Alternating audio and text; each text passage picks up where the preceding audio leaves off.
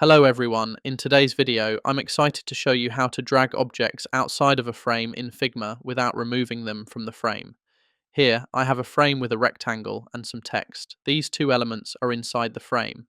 First, select the frame and duplicate it by holding down the Alt key on your keyboard. While pressing the Alt key, drag the rectangle to the right. Duplicate it again and drag that rectangle in the same way. Now you can see that the two rectangles are visually outside the frame, but in the sidebar you can see that they are still within the frame. You might be wondering why I can still see these rectangles even though they are outside the frame visually. To hide the outside view within the frame, select the frame, go to the right sidebar, and check the Clip Content checkbox under the Layout section. As you can see, the elements are hidden from the frame but are still inside it. That's how you drag objects outside of a frame without removing them in Figma. Thank you for watching this video. If you found this tutorial helpful, please consider subscribing to the channel for more informative content.